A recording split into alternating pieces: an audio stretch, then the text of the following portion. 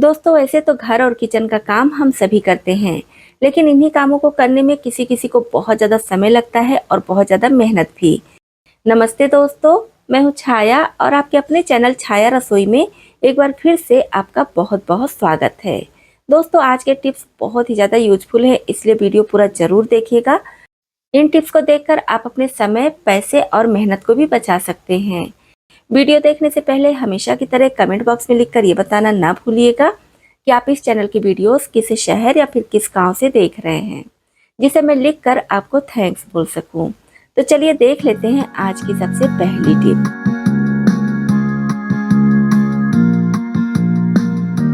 दोस्तों, पोछा वैसे तो अगर बैठ कर लगाया जाए तो बहुत अच्छा होता है।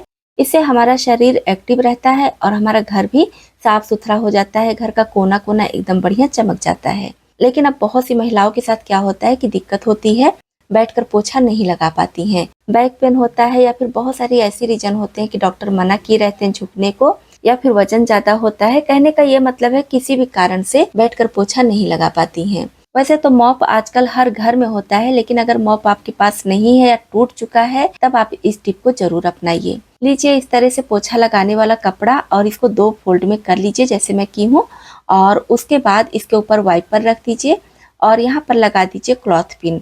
इससे क्या होगा, ये फिक्स हो जाएगा। आप पोछा खड़े होकर भी लगाएंगे तो भी नहीं निकलेगा। बस आप पोछे के कपड़े को गीला कीजिए और पोछा लगा लीजिए। बहुत ही आसानी से पूरे घर में पोछा लग जाएगा।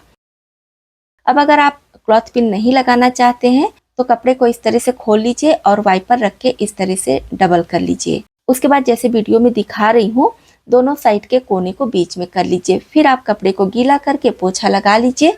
बहुत आसानी से पोछा लग जाएगा। ना तो आपको झुकने की जरूरत पड़ेगी, ना ही बैठने की। और पोछा लगाने वाले कपड़े से आप अपने पूरे घर को साफ सुथरा चमकदार कर सकते हैं। दोस्तों, उम्मीद करती हूँ ये टिप आपके लिए बहुत ही ज़्यादा यूज़फुल होगी। यूज़फुल हो तो प्लीज़ वीडियो को लाइक ज़रूर कर दीजिएगा। चलिए बढ़ते हैं नेक्स्ट टिप की तरफ।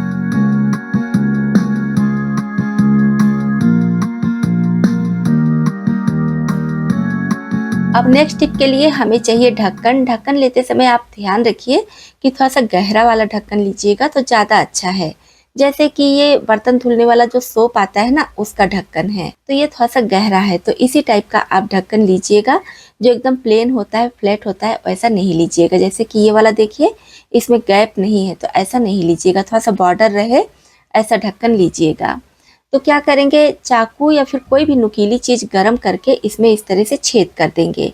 आप कोशिश कीजिए कि गोल चीज़ लीजिएगा तो बढ़िया गोल गोल छेद होगा। मैं चाकू से ही इसमें छेद कर रही हूँ तो उतना बढ़िया नहीं हो रहा है, लेकिन सिर्फ आपके साथ एक आइडिया शेयर कर रही हूँ। आप कोई मोटी सुई या फिर कील वगैरह गरम करके छेद करेंगे तो बहुत अच्छे से छेद हो जाएगा।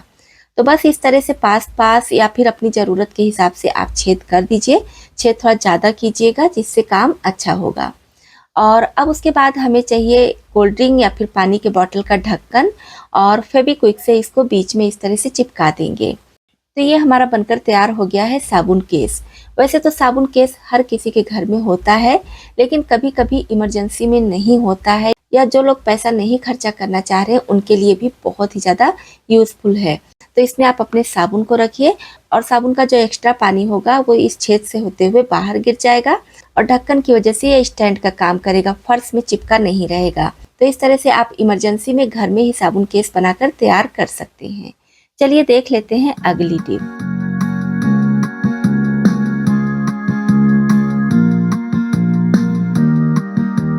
केसर का यूज हम सभी बहुत सारी रेसिपीज में करते हैं, लेकिन क्या होता है, कभी कभी केसर से बढ़िया कलर नहीं आता है, और केसर ज़्यादा पुराना हो जाता है तो भी अच्छा कलर नहीं आता है। तो केसर का कलर बहुत बढ़िया आए और ये ज़्यादा दिनों तक स्टोर रहे, इसके लिए इसको हल्का सा गर्म करना है। लेकिन डायरेक्ट तवे पर या फिर किसी भी चीज़ पर रख के हम नहीं गर्म करेंगे, नहीं तो बहुत जल्दी से ये जल जाता है और इसका कलर भी ख़राब हो जाता है। तो इसके लिए आप गैस पर चढ़ा दीजिए तवा। जब तवा हल्का गर्म हो जाए तो फ्लेम ऑफ कर दीजिए, और उसके बाद लीजिए नैपकिन।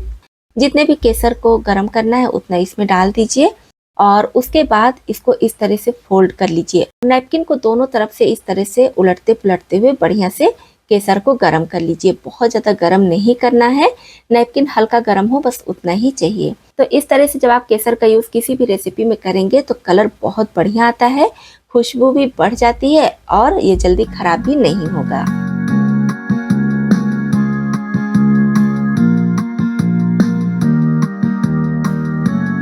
दोस्तों किसी का भी जूता हो या फिर किसी भी टाइप का जूता हो, बारिश के मौसम में बदबू आती ही है। तो इस बदबू से बचने के लिए क्या कीजिए, आप ले लीजिए टी बैग और इसमें डाल दीजिए कोई भी एसेंशियल ऑयल जिसकी खुशबू ज़्यादा पसंद हो वो ले लीजिए और थोड़ा थोड़ा 1 या 2 बूंद इस तरह से एसेंशियल ऑयल डाल दीजिए और फिर इसको जूते में इस तरह से करके रखिए। जब आपको जूता पहनना हो तो ये बैग निकाल कर साइड में रख दीजिए, फिर किसी दूसरे जूते में डाल दीजिए और जूता पहन कर जाइए, फिर से वापस से आकर फिर से ये बैग इसमें डाल दीजिए। ये काफ़ी लंबे समय तक चलेगा, काफ़ी लंबे समय तक इसकी खुशबू रहती है, जिससे कि आपके जूते से जितनी भी बैड स्मेल आती है सब निकल जाएगी। वैसे तो ये टिप हर मौसम के लिए बहुत ही ज़्यादा यूजफुल है, लेकिन बारिश के मौसम के लिए बहुत ही ज़्यादा खास है। नेक्स्ट टिप के लिए हम एक छोटी सी कटोरी लेंगे और ऐसी कटोरी लीजिएगा जिसकी ज़रूरत आपको रोज रोज ना पड़ती हो।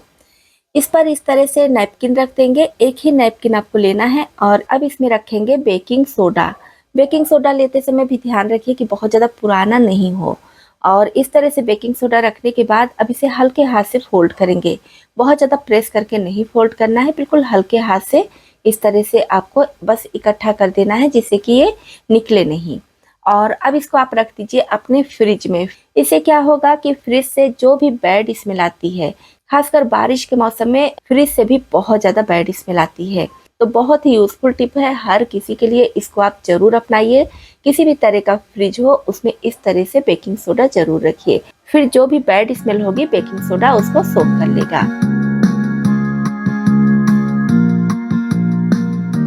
नेक्स्ट टिप है हमारी लोहे की कढ़ाई को लेकर।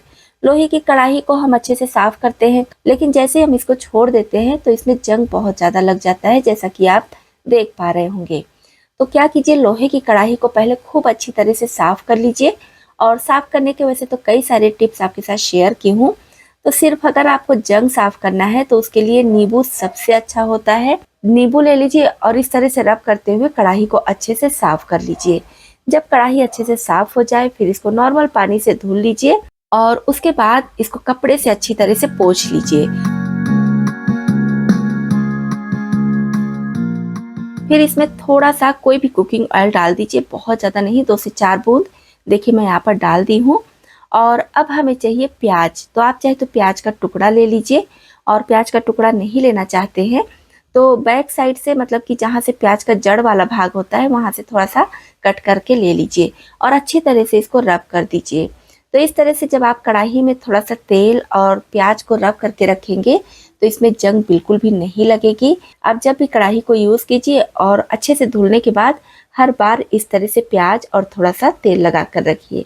इससे आपकी लोहे की कढ़ाई एकदम चमकती रहेगी और इसमें किसी भी तरह का जंग वगैरह नहीं लगेगा।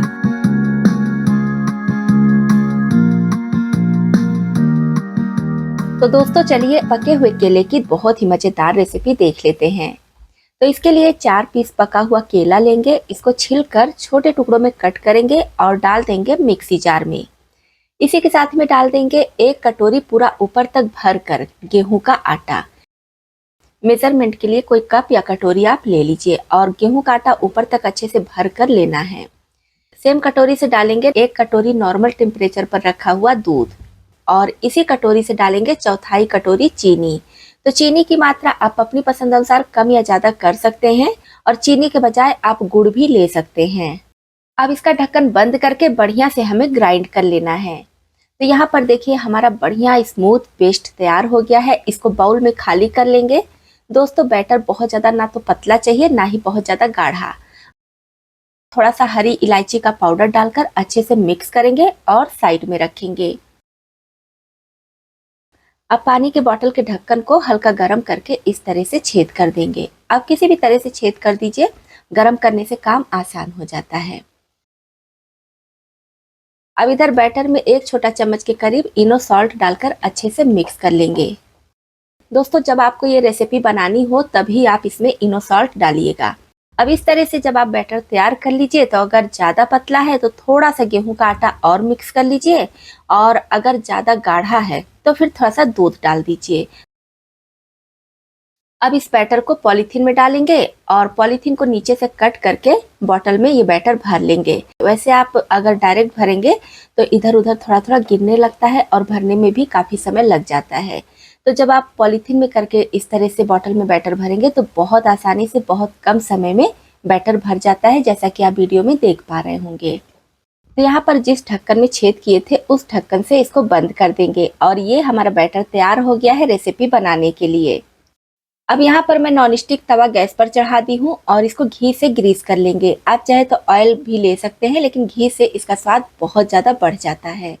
अब जैसे जलेबी बनाते हैं सेम उसी तरह से बैटर को इस पर डालेंगे। छोटा या बड़ा आप अपनी पसंद अनुसार रख सकते हैं और अब इसको ढक कर पकने देंगे 1 से 1.5 मिनट के लिए। फ्लेम यहाँ पर लो रखना है जिससे कि अच्छी तरह से ये पक जाए। करीब 1.5 मिनट बाद ऊपर से थोड़ा सा देसी घी डालेंगे। थोड़ा थोड़ा देसी घी डालकर जब आप इस रेसिपी को बनाएंगे तो स्वाद बहुत ज़्यादा बढ़ता है। वैसे आप चाहे तो रिफाइंड ऑयल का यूज भी कर सकते हैं और इसको दूसरे साइड से पलट देंगे। इधर से भी बढ़िया से कलर आ जाए फिर निकाल लेंगे। दोस्तों इसको हमें लो या फिर लो मीडियम फ्लेम पर ही बनाना है। तो इस तरह से सारे बैटर से बनाकर तैयार कर लेंगे। दोस्तों ये रेसिपी इतनी ज़्यादा टेस्टी होती है कि बच्चे तो पसंद करते ही हैं और बड़े भी मांग मांग कर खाते हैं। इतनी ज़्यादा सॉफ्ट होती है ना कि जिसको दांत नहीं है वो भी 2-2 4-4 खा जाएंगे। एकदम सॉफ्ट फ्लफी बनता है और टेस्ट इतना गजब का आता है कि आप एक बार बनाएंगे तो बार बार बनाने को मजबूर हो जाएंगे। वैसे अगर आप कोन बनाकर नहीं फैलाना चाहते हैं तो डायरेक्ट कलछी की मदद से भी फैला सकते हैं, लेकिन जब आप इस तरह से फैलाएंगे तो देखने में ज़्यादा अच्छा लगता है। और ये रेसिपी आप चाहे तो ऐसे ही खाइए, लेकिन अचार के साथ खाने में बहुत ज़्यादा टेस्टी लगती है। तो दोस्तों ये थे आज के कुछ यूजफुल टिप्स। आपको इनमें से कौन सी टिप ज़्यादा पसंद आई और कौन सी पहले से पता थी, कमेंट बॉक्स में लिखकर ज़रूर बताइएगा। वीडियो पसंद आया हो तो प्लीज़ लाइक और शेयर भी कर दीजिएगा। हमारी यूट्यूब फैमिली के साथ जुड़ना चाहते हैं और चैनल को अभी तक सब्सक्राइब नहीं किए हैं तो प्लीज़ सब्सक्राइब भी कर लीजिएगा।